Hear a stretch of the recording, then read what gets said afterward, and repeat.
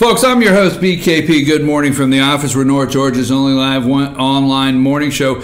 Now, this particular segment here, we call it Blue Ridge, just in general, / Fannin County / Fannin Cartel. Period. Hashtag Fannin Cartel. Now, I'm going to try to separate out some things, but it's so tangled up that I'm going to try to separate some things out one by one. Now, my opinion, because, I always say this because I have to say my opinion because God knows, they always have their attorneys watching my show and trying to filter through. If somebody will put somebody in jail for a middle finger, God knows what, is in store for me. Waterboarding, right? What the hell? So anyhow, if they will try to silence someone that speaks out for giving the middle finger, what will they do? So let me use this little disclaimer here before we start. Put my picture up of Johnny. Now, I'm not implying anything. I just want, that's Johnny. I want you to see Johnny. Johnny's the chief of police in the city of Blue Ridge. If you know already, if you don't know, I'll play the video. Johnny doesn't like me. I don't know why. He just doesn't like me. But I want to make a public statement right now because I'm not going to stop on these issues. I'm not going to. No, it's gone far too long, and I'm not going to stop. Look, you need to understand something about me, and I don't want you to take this wrong. People get me confused, okay? They get me confused as somebody that really cares, okay? That's going to have to take some further explanation. It's not that I'm insensitive and care about nothing. I know you have had the opportunity to watch Pet of the Week, and, well, those are dogs. They're not humans, so that's maybe not a good comparison. But, people get me confused. People get confused thinking I get up in the morning. I know how this sounds, how arrogant, but I want it to come out. People get confused thinking I get up in the morning wondering if somebody likes me. I get confused if something I do will cause somebody not to like me. I'm serious. Sam, do you like me? Absolutely not. There you go. Absolutely not. Rose, you've been here a couple of weeks. You got anything? What's your thought? I gotta say, Brian, I don't know. I can't say that I do like you yet. I'm thinking about it. See? There you go. Richie's first day. You picking up any vibe? It's my first day and I already can't stand you. See, there you go, folks. I'm 0 for 3. That's striking out. Absolutely not. She's still thinking about it. Richie's first day. He can't stand me. Okay, now the humor's over. This is very serious, okay?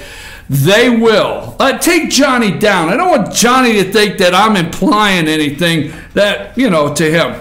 But, folks, I will say this. It'll take a minute, all right? So, I know the ones of you. If you don't think I know you're following me, really, you think I don't know that. If you don't think that if the opportunity presents itself that I may get pulled over, might happen, just say it. Maybe find something in the wheel well of my car. Really? Because, folks, I don't trust what's going on right now. But I will not stop, you understand? And they need to understand that as I go through the city limits. They need to understand. They can do what they want. Now, the bottom line is, Patrick Crane, okay, concerned citizens of Blue Ridge. We can't do the entire story today. The election's coming up. There's a lot at stake. Power, okay, at stake. Now, Patrick Crane, in an interview with myself, said that they had meetings called the Concerned Citizens of Blue Ridge. It was incorporated, right? Patrick Crane said that. Patrick Crane told me the whole details. It's his words that said Mark Tomlinson, the former publisher of the Fannin Focus, Steve Setzer, the owner of the Swan Drive-In, Johnny Searcy, the chief of police of Blue Ridge, okay, and Councilwoman Angie Arp were all involved in the concerned citizens of Blue Ridge. He said they had meetings. They set everything up. That Councilwoman Angie Arp would write everything that he read from the podium. We've done all this story, right? He told the whole story. They're trying to shut him up. So, don't you think it's interesting Thursday? Listen at me close, folks. Don't you think it's interesting that Thursday, okay? Thursday, there was a special call meeting for the city of Blue Ridge. Patrick Crane attends along with maybe 100 more people. Was there about 100 there, right? Patrick Crane attended. He sat in the back of the room. About 15 minutes before the meeting ended, Patrick got up, walked across the room, and before he exited, he turned around and he looked at the entire crowd in Blue Ridge and he said, I think I make a motion. I have it on video, folks. I make a motion that Police Chief Johnny Searcy and Councilwoman Angie Arp resign. I make that motion today. And walked, I mean, for everybody to hear. He made that, said that, and walked out. That was Thursday. Friday, Patrick and I went to the attorney's office, Miss Lynn Wagoner, right? 2 doors. She's about 3 doors down to what used to be the Fan and Focus. The Fan and Focus office was here. Lynn Wagoner's office is here. I mean, walking distance, you know. I mean, just say. So anyhow, we went there, and Patrick Crane asked Linda Wagoner for he's the client. I got it here. He asked for all of the information concerning this corporation, which he admittedly did all the signatures. I'm going to tell you a little more about that meeting in detail at a later time. So she said, come back in an hour. Pay attention, folks. Pay close attention. Come back in an hour. And I'm sorry for that one person out there that gets mad every time I do that. You sent me a message the other day, and I actually bumped into you. And, I apologize. So anyhow, again, since I've already apologized, pay attention. Because we asked for the file. She said to come back. So we went back to her office. She said this was it. So Mr. Crane said, I want to know who walked in and asked you to put all this together. Why, you did, Patrick. You came in here 2 or 3 times. Patrick said, lady, I never saw you before in my life till today. We'll get further into that in a minute. Then I said to the lady, well, she wouldn't talk to me because Patrick is the client. So, I said to Miss Wagoner, Miss Wagoner, could you please, where's the receipts? Where's the financial part of this? How much did he pay? Where's the receipts? Where's the rest of this? Copy a check. What are your bookkeeping for this account? Well, she wouldn't answer me, so I looked over at Patrick and said, Patrick, can you do me a favor and ask her this? So Patrick would ask her. Everything I wanted to know, she wouldn't even look at me. She could hear me. We're 2 feet away. That would be Mrs. Wagoner, attorney. And I would ask Patrick, and Patrick would ask her. I will say this. She knows it. I know it. And the 4 witnesses in her lobby know it, that Mr. Crane said anything I asked for, she needed to give to me. So I kept asking her, where's your receipt? Well, and these are not quotes, because God knows she's an attorney, and she's picking the hell out of this right apart. So I just paraphrase a little bit, because we didn't record it. We didn't do a lot. So I said, where's the receipt? Oh, well, if it's cash, I don't know if we have a receipt or not. I'm like, whoa, you do cash transactions on legal things like this? You don't have a receipt? Well, we keep it on QuickBooks, and I don't know if it'll be cash or check. I said, well, go find out. Well, I can't do that. Well, she was determined. We did not find out who paid to to open the corporation determined. Now stay with me. So Thursday special called meeting, right? Thursday special called meeting.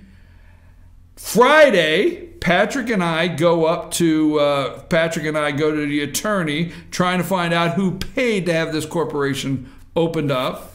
Interesting. Thursday, let's go to the 109. Let me know when you're at the hour and 9 minutes or whatever. We're going to go there first. Let me know. All right, Sam.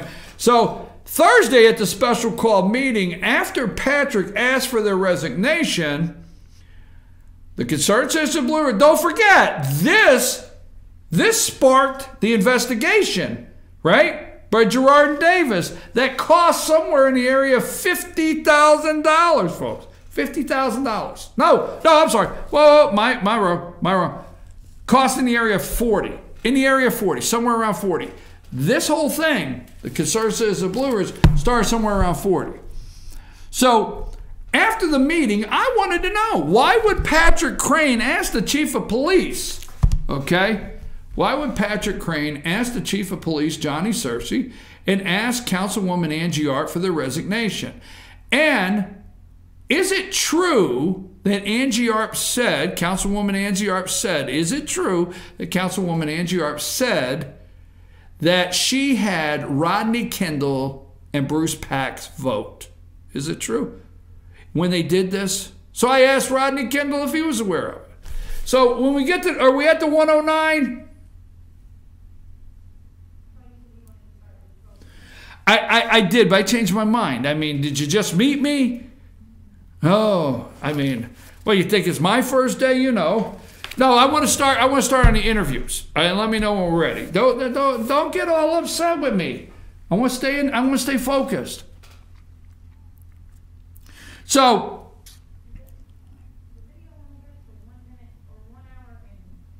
whatever I put on the notes.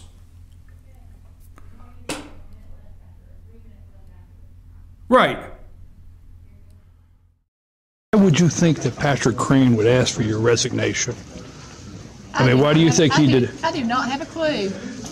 He was a representative at the podium for the Concerned Citizens of Blue Ridge. When he read everything from that paper, he states you wrote it. Is that true? I didn't read anything, but if anybody asks me questions and I know the answer, I'll be glad to give it to him. But when he was at the podium, you did not write what he read? Was that the first time you heard that, like when he was asking about the investigation? It's common knowledge. Well, no, but he was reading from a piece of paper. Did you write it? Huh? I'm sorry. No, did you write it? I mean, just yes or no? Anything? No, I did not. Okay, so what he that's all I was asking. What he read, you did not write it for him. Okay, were you a part of the Concerned Citizens of Blue Ridge? I'm not part of anything except council. Okay, so you weren't involved in any way?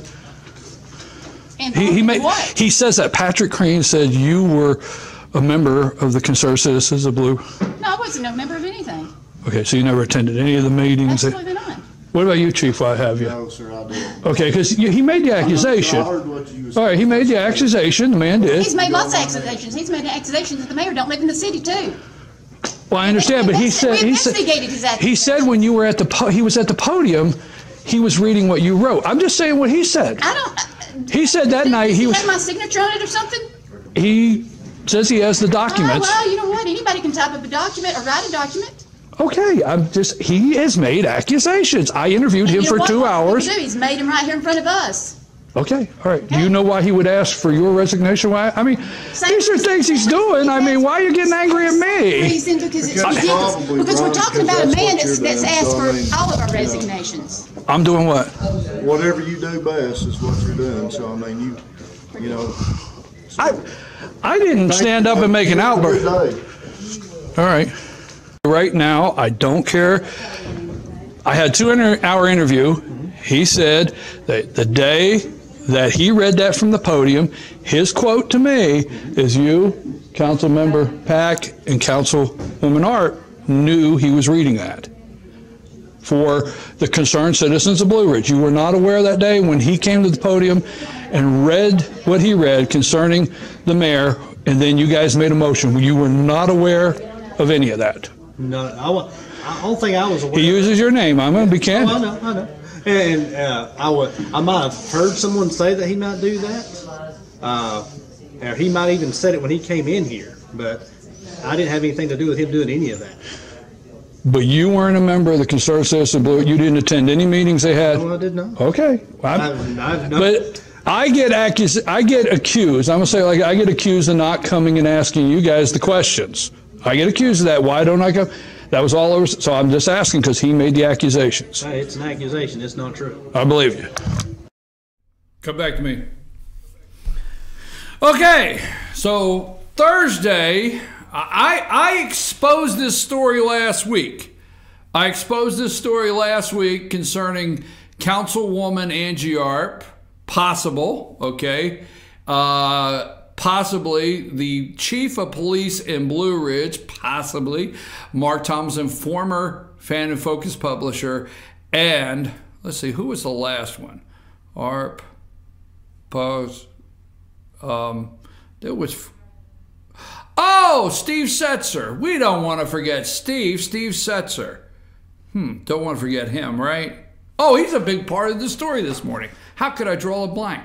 So we revealed that last week. I asked them this week. Patrick Crane goes and asks for their resignations. I interviewed. They look a little upset with the questioning, okay? Look a little upset. That's Thursday. Friday, Patrick and I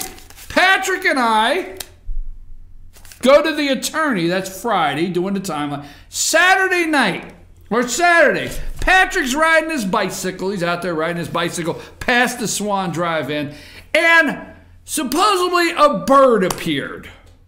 Supposedly Steve Setzer, because Patrick lives right next to the drive-in, so supposedly Steve Setzer, is out there, and a bird appears. A middle finger. Someone threw the bird first, okay?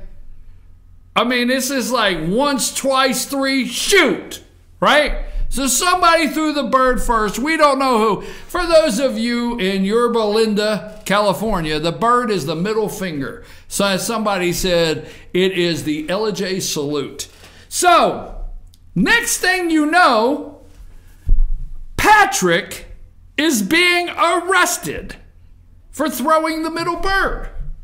Oh, throwed it like dice. 1, 2, 3, boom. Just like that. You pick which one. All right, pick two, any two.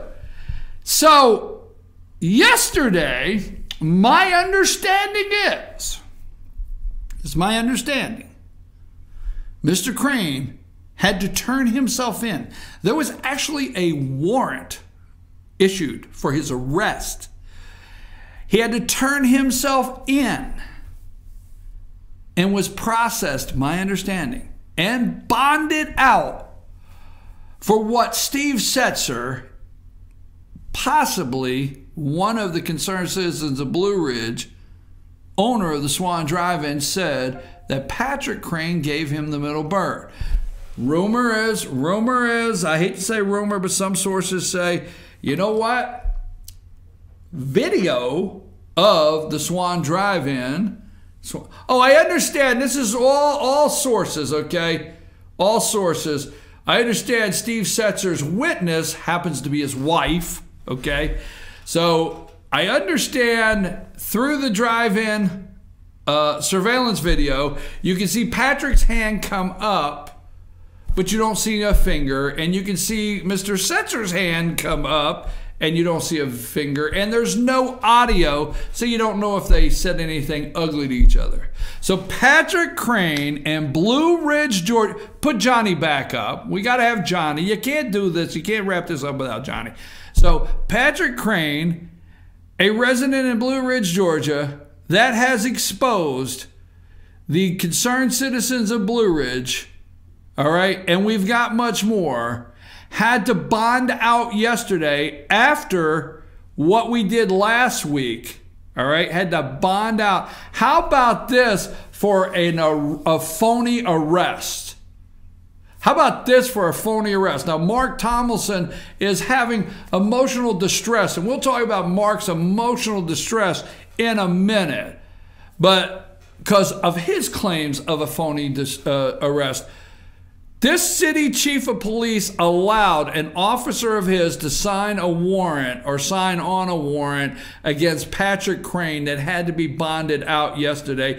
And this guy, I tell you, I like Patrick. I like him.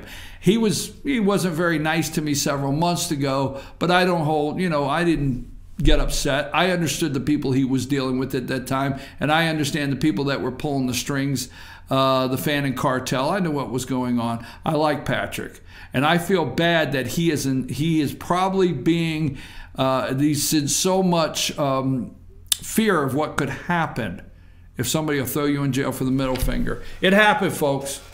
It happened in Blue Ridge, Georgia. The middle finger. Johnny, I'm just thinking, if Patrick went to jail or had to bond out for the middle finger, I wonder. I just thinking, Johnny, some of the things that I've heard, just say it. I'm going to take a break. I'm not done. I'm not done because, if we're going to talk about Johnny, let's just bring up some more stuff. Let's see, where's this letter? Okay, let's go back. We'll go to Blue Ridge City. We'll talk about Johnny Blue. We got a lot to do. Sam, take us a break so we can get set up.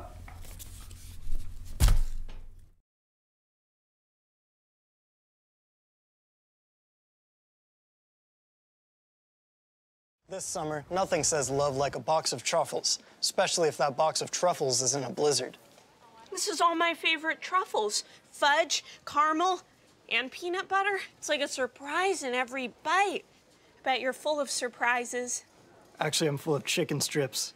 Just had my break. You're cute.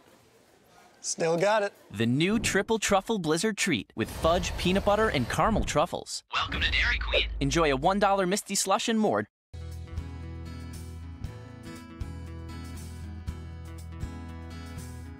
Hello, my name is Chad Watkins. I'm the manager at Larry's Body Shop. We are a family-owned and operated business and have been serving the North Georgia area since 1978. We are located at 1216 Progress Road in LOJ, Georgia. Our shop specializes in collision repair and we work with all major insurance companies. Larry's Body Shop is ICAR Gold, the highest role of training recognized by the collision repair industry. It is estimated that only 10% of collision shops meet these standards.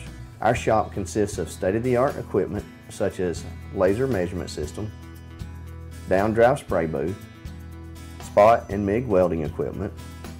All of our paints are mixed on-site so that we can guarantee your paint to match every time. I know that having an accident can be a stressful event. We take pride in making sure our customers are satisfied with the repair of their vehicles. Our waiting area is clean and comfortable with free Wi-Fi and refreshing beverages. So if you're in an accident, stop by and see us at Larry's Body Shop. North Georgia Diamond is your source for diamonds. Come on in to view the area's largest selection of fine jewelry at North Georgia Diamond. All repairs and designs are done on-site by our jewelers. And North Georgia Diamond has the lowest prices on loose diamonds. You can also sell your gold, silver, and coins at North Georgia Diamond between Walmart and Lowe's in East LJ. Locally owned by Bill and Allison Craig, North Georgia Diamond is your source for diamonds in North Georgia.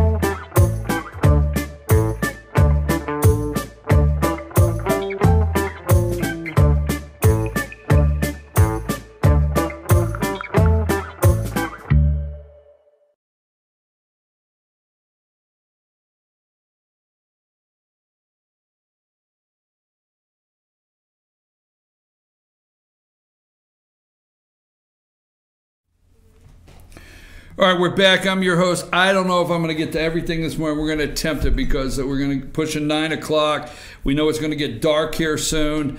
We know everybody's going to lose their G2. I'll tell you what that is later. Everybody's going to lose that. It's going to get wild looking up into the sun here about 1 o'clock. NASA is live streaming. I think NASA is live streaming the event. Oh, so here we go. So last Thursday is the Blue Ridge City Council meeting, the special called meeting, right? And the special called meeting. So Wednesday, I started telling you about this email chain that's going around. That there's certain people that email. You are going to meet Mrs. G today. Yes, you are. Because there was an email going around, and then I read some parts where Mrs. G, she wrote Councilwoman Arp a touchy little email, which was to the entire council. And she was very upset. So Councilwoman Angie Arp last Thursday, City of Blue Ridge, decided to read Mrs. G's email to let everybody in the room see and feel how she gets treated. I got to give her credit. Now, Councilwoman Angie Arp can be very dramatic, and you're going to see that. So she decides to read the email. As for those that want to know why I was not here last week and I missed the last meeting, let me just show you how I get treated, how people talk to me. So we're going to roll a tape. We're going to play right through it. This is her reading Mrs. G's email. There's two things. Number one, she says it's an email she received. In front of over 100 people, she's calling an individual out in a public meeting without the name. Just calls them out. Okay? Yeah, Mrs. G doesn't go for that. Let's start with this video.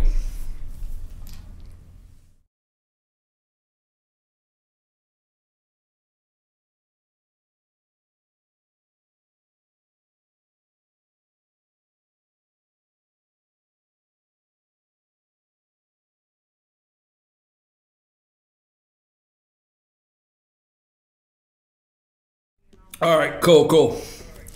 All right, we have to reload it. It froze up. While we are reloading it, I received a message from Ken Gaddis. Ken Gaddis has officially qualified for Blue Ridge City Council Post 3 this morning. So Ken Gaddis is a candidate officially qualified for Blue Ridge City Council Post 3. Now I'm thinking, without looking any further into it, that Post 3 would be Angie Arp's. Whoa. So you're saying you got a challenger. Are we ready? Yeah. All right, let's go to this video. I want to go on to read an email that was sent to me personally. I say me personally. It was addressed to me. I think everybody got it. It says, I find it appalling that after avoiding citizens in excess of 140 people, council persons Arp, Kendall, Herndon, and Pack have the gall to call a special called meeting to discuss the very issues that should have been discussed at a regular council meeting on August the 8th. The fact that these 4 persons were gutless enough to fail in their duties and job as councilpersons in the city of Blue Ridge and now expect a redo is beyond disgusting. I would think that beyond being appalling, this meeting is in itself illegal, except that our city attorney, who seems to represent Councilperson Arp personally, would sanction anything she brings before him. On the agenda for this so-called special meeting is item number 15, correction to misinformation and issues raised at the August 8th meeting. Whether the statement refers to the 3-hour parking or just issues 140 plus people found important 4 council members didn't show up for that official meeting, which thus became unofficial, and those members should have no right to address anything that came out of the public forum. They choose not to be there, much like the previous town hall, and we don't want to hear what they have to say. But of course, since Ms. Arp silenced Blue Ridge earlier in her term, people attending on Thursday can't speak. Special call meetings in Blue Ridge have become a joke. For council members not doing their job is even more of a joke. Blue Ridge deserves better. So, I've just gone over the laws and what is legal and what's not legal. So for anyone or for the person that wrote this, it was not accurate information. We have not hindered anyone. We don't mind listening, but we will not allow hindrances for the purpose, or hindrances of the council to conduct these meetings for what the purpose of them are. So that's really all I have to say about that.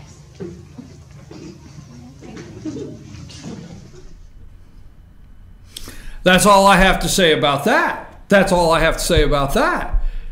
You see, in a special called meeting, you're not allowed to speak, and Miss Arp's letting you know why you can't talk.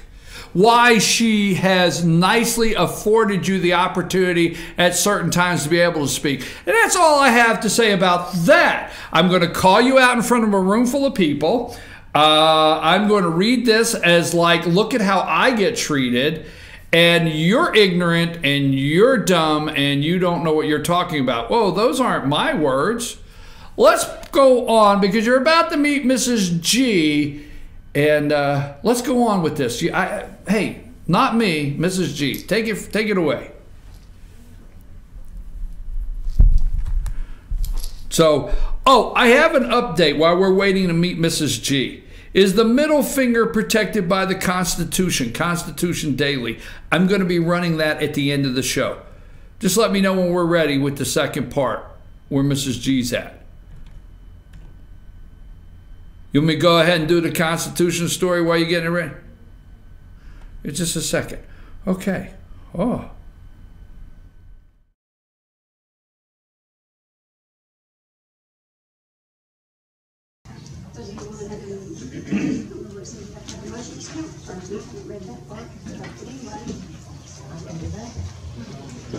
Excuse me. That was my email. I would like. Ma'am, you would not speak. That was my email. You just read it to the whole group here. Yeah. That was my email. I would like you to read your last response. Yes. Yeah.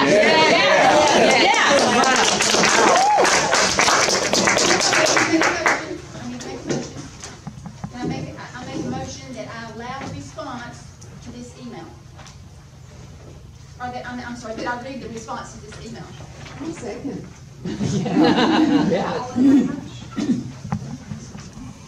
Excuse me though, you said I personally sent that to you. It was sent to the entire council, not you. I see that may not have been. Your name may have been in it, but it sent to the entire council you're not and many of the speak, people so, that are here.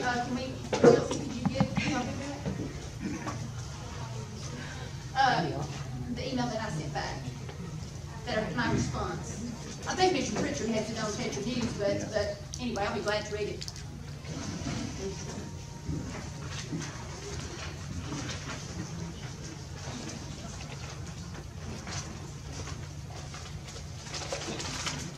Cindy, do you have a copy with you? I don't have a copy with me, no. I've got the copy in safekeeping. And I do appreciate the response. I thank you for that response. I will keep it. Yes. Okay, all right. So you need a motion? Okay, all right.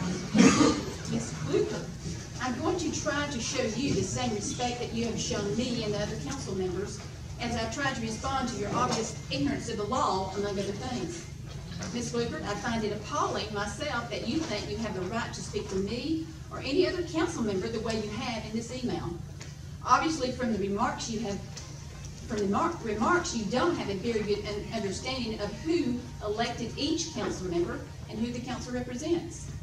According to the Blue Ridge City Charter, and the Georgia state law, the mayor and council represents the citizens of Blue Ridge. And we answer to them at the polls every 4 years. Ms. Gluckert, are you a citizen of Blue Ridge? No, Fannin County. Okay. And I volunteer. If not, could you explain to me why you think I owe you anything, even listen to you at a meeting? You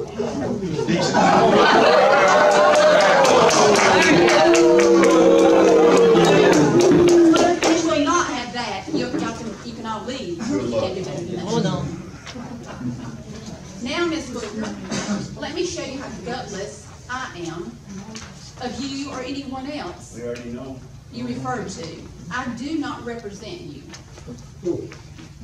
nor anyone else of the 140 that you reference to that does not live in the city. If you don't like that, then you need to talk to the Georgia lawmakers about changing the law. But simply being a property owner, being a business owner, simply shopping and dining downtown, or just simply being Cindy Gluckert does not change the fact that I do not represent you.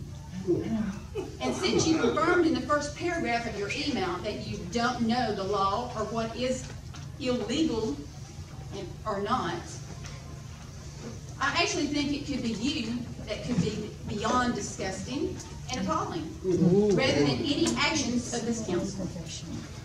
Why don't you visit some of the 65% of the voters of Blue Ridge that supported me and the rest of the council to find out, and see if they would tell you that they think the people they elected is beyond disgusting and appalling.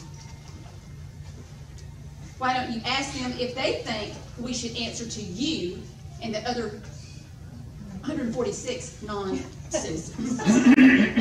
As to my duties, I'm not going to try to explain them as a council, my duties as a council person, to someone that has already proven doesn't have a good understanding of the law.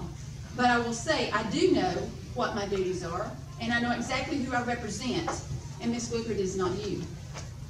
I would recommend you read the city charter, and you can pick it up at the city hall any time. That way it may save you the embarrassment of possibly sounding ignorant, especially when you use the word illegal. I am certainly not going to do anything illegal, and I didn't get where I am today by being stupid. I have enough sense to at least ask someone that does have an education in the law before I spout off like you have in this email. Since your email proves you don't have an understanding of what a so-called meeting is, or whether it's legal or not, allow me to educate you. Your text may not portray that you have a good understanding. I'm sorry, your email. The Georgia Open Meetings Act says the following. Basically, I've copied and pasted what it says, but to sum it up, just as I said it before, we have to give 24 hours notice of the meeting. We've not violated the law with these so-called meetings. So, Ms. Gluckert, for your information, I had a prior engagement as to why I was not at the meeting. But even if I had not had something more pressing to do, I may not have still shown up at the meeting.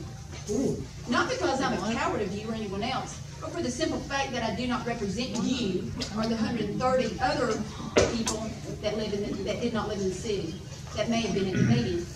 I would have thought that you and everyone else would have got the message loud and clear when the council did not show up for the town hall meeting you referenced to. Again, we don't represent you unless you live in the city. My time is very valuable. Why should I waste it on anyone or anything that I do not represent? And lastly, Ms. Gluckert, just so you know, according to Georgia state law, you nor anyone else has the right to speak at a public meeting unless the governing body allows you to. Chapter 14 of the Open Public Meetings Act.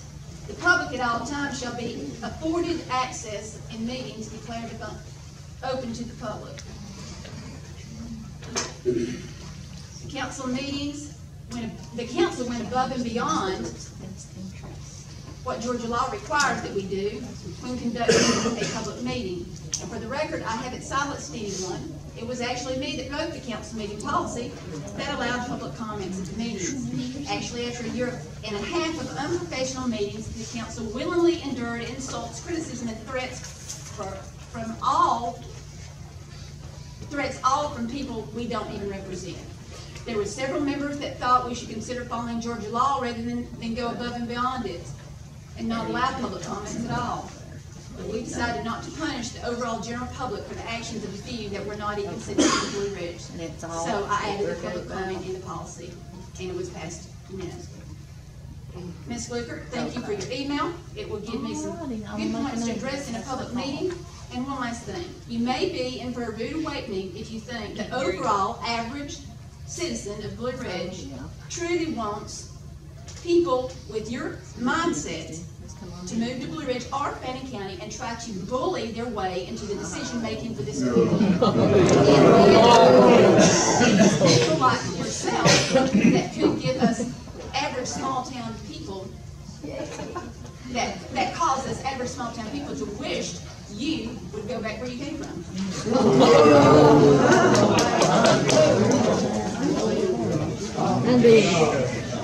Back to me. If you're thinking about coming here to our little town, just hold it right there. Just put the brakes on. Because the likes of people like you coming to our town. And if you don't like it, you could go back where you came from. You and your little dog too can go back where you came from.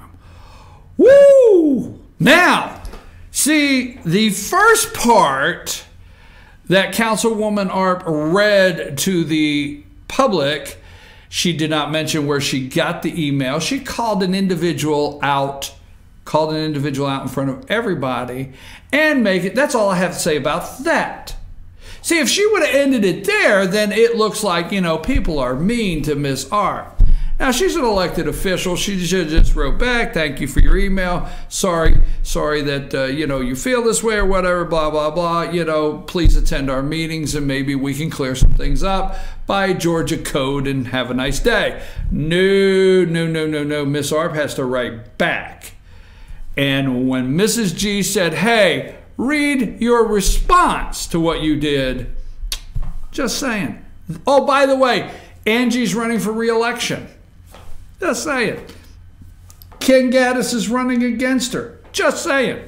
I'm your host, BKP. Now, wait a minute. We're not finished yet. So let's move on.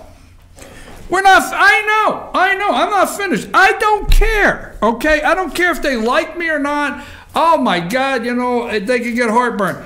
I got a message. Thank you, viewers. Thank you, viewers. A message from one of our viewers, an email from Judy. Thank you, Judy, for this email. And this comes from Constitution Daily. That's the website, Constitution Daily. Is middle finger protected by the Constitution? New York man angry about a speed trap extended his middle finger to the police officer to express his displeasure and was subsequently arrested. Get in the back of the car. You'll not give me the finger, buddy. So how is the man protected by the Constitution? The police officer, who apparently has never visited a playground or watched television or had a human interaction, said that he interpreted the gesture as a sign that perhaps there might be a domestic dispute in the car and went to see if he could provide help. And by help, the police officer meant arrest the man for disorderly conduct. He arrested him for disorderly conduct. The motorist sued. Patrick, I hope you're listening. The motorist sued. Okay. Where's that at? The motorist sued, claiming that arresting him for expressing his displeasure was a violation of his civil rights. So it is very constitutional.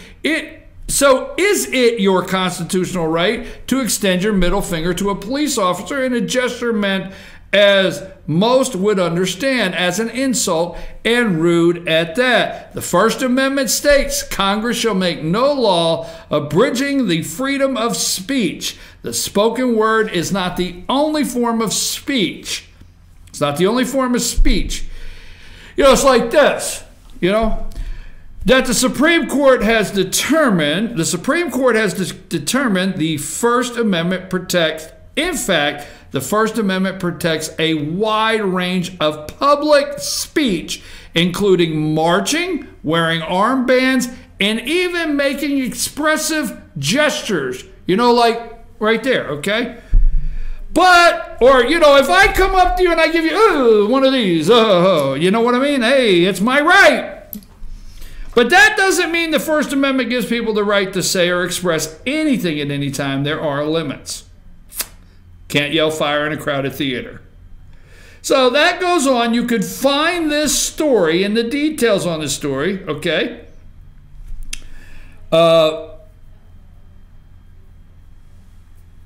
Let's see. First Amendment, fighting words, so on and so forth. So anyhow, you can find the story in Constitution Daily. Is the middle finger protected by the Constitution? Now, I have 7 minutes, and I don't want to leave without this.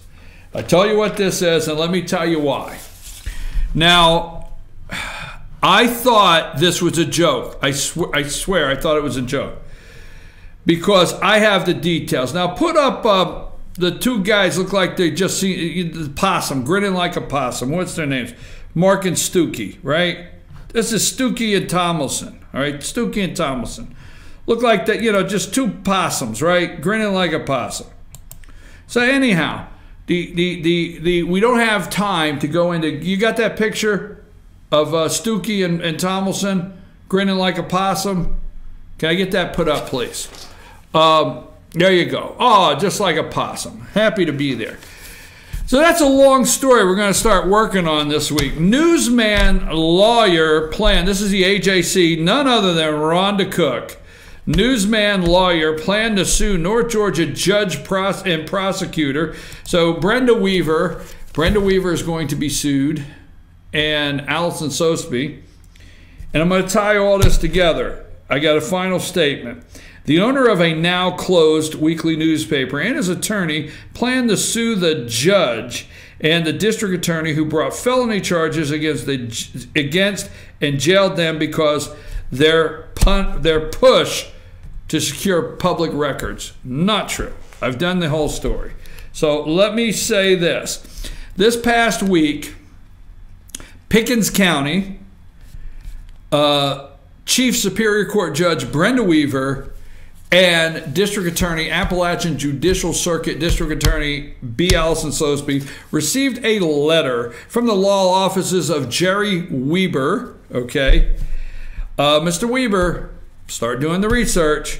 And this is to the Honorable Brenda Weaver, Board of Commissioners Rob Jones, and the Honorable Allison B. Sosebee, District Attorney. A demand letter, okay? The claimants are Russell Stookie and Mark Tomlinson. Introductory. This is an introductory to the claims, and I've got 5 minutes, so this is the start of what we're going to do in the next week. This case has already garnished national attention. It involves breathtaking abuse, everybody hold your breath, of power by judge and prosecutor and law enforcement who manipulated the criminal justice system to wage a personal vendetta. My friend, personal vendetta. Let's see. I never thought I'd get a chance to say Lynn Doss, County Attorney Lynn Doss again, but I got that chance here this morning. I mean, every time I hear personal vendetta, the first thing that comes to mind is County Attorney Lynn Doss, right? So wage personal vendetta against a local newspaper publisher and his attorney. After improperly paying the legal expenses of a county contractor using public funds, Brenda Weaver used her position as Superior Court judge to bully, intimidate Mark Tomlinson and Russell Stookie because the two men became interested in determining whether Judge Weaver had misappropriated county funds. All right. Now, I'm going to get to one part. We're going to go with this. This is the factual basis of the claims. Factual basis of the claims. I have 4 minutes. Mr. Tomlinson is a journalist who runs the Fan and Focus newspaper that reports. Leave the possums grinning up there. Don't take them down.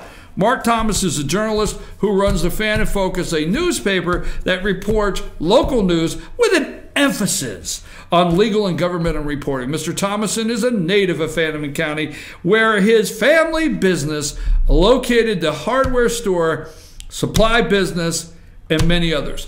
That's now Three Monkeys Antiques. I would like to talk to the owners of Three Monkeys Antiques. Maybe they know something about Mark. Just say it, okay? In March 15th, a bond revocation. We're going to get into this next week. Where do I get into it? Practice, double field, blah, blah, blah. Okay, attorney's fees. Where's the number? Going down. I got it here. I got 3 minutes. I'll get it to you right here. Motion fees. Okay. Attorney's fees. Okay, so forth, so forth. Where's it at? Okay. Where's it at? Come on. Where was it at? 5 o'clock. Hold on. January 6th. Legal claims. Oh, here it is. Legal claims. Legal claims. All right. And then damages. Oh, I knew I would get to the damage. While these 2 men, I have 2 minutes. We might go to 10:01, say, while these 2 men no longer face baseless criminal prosecution, they have suffered, okay? The Fan and Focus was a successful business. I would be careful with that. I would be careful. A successful business venture that began in 2014. Its average monthly revenue was $21,000. In 2015, the average monthly revenue increased to $23,000. Wow.